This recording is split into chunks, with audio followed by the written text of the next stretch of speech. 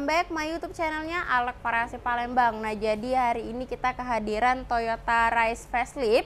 Selesai kita upgrade proyektor bilet dari Pro 7 dengan seri 72LX. Untuk pemasangannya no coak-coak headlamp ya guys. Tuh. Jadi kita pasanginnya 4 set. Nyalai senja. Nah, untuk devilnya ini kita menggunakan warna ice blue atau biru muda. Empat-empatnya ini kita pasangin devil. Nah, ini untuk contoh output sinar kita tes di aiming screen. Nyalain headlamp.